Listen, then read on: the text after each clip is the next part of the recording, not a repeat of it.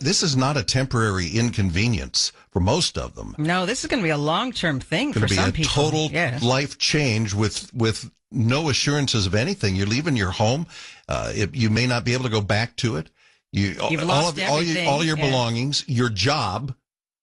You've lost it all. How do you talk to your kids about this type of thing, and how do you handle them? Let's talk with Veronica Seitz, a grief counselor, speaker on the subject, and an expert. She's on her way to the Kay Bailey Hutchison Center right now. Veronica, good morning.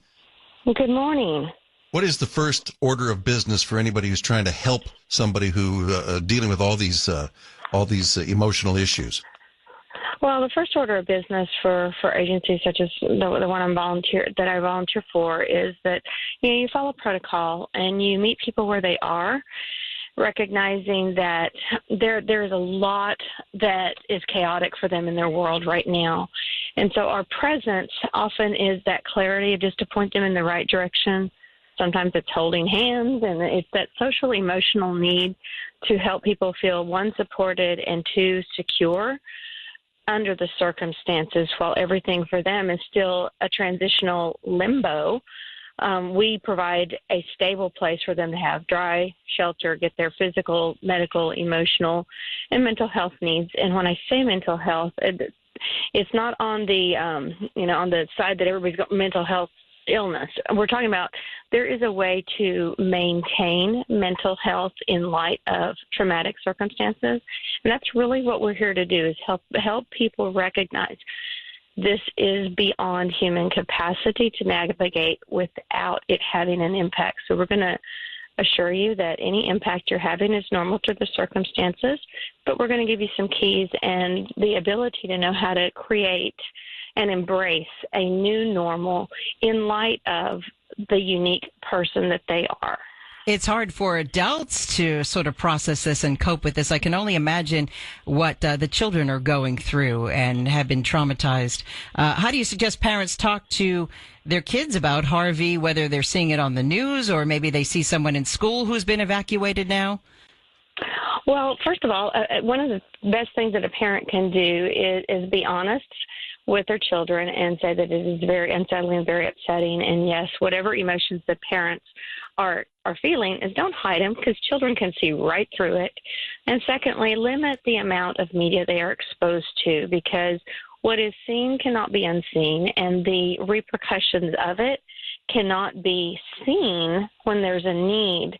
And if the parents don't provide a safe place for the children to talk, ask the questions, and navigate those conversations, a parent is a parent, and a child just needs to know that they can count on that parent honestly in that moment under these circumstances, and they will learn from what is modeled.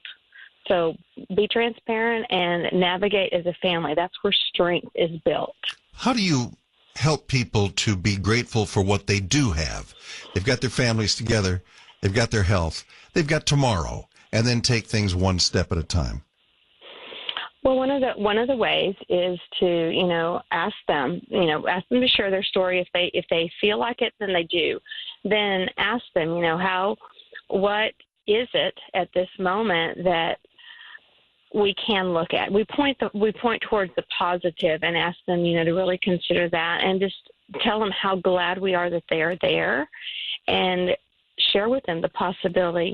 This is a difficult circumstance. A lot has been lost. However, there is an opportunity here to establish what will the new normal look like if anything were possible, and give them permission to dare to dream, dare to, I don't know, I don't have many pieces, but again, guide that conversation to the possibility that really lifting their eyes up to take a look around how many people are available to help, and let them embrace there is hope, there is a possibility, and just guide them through that.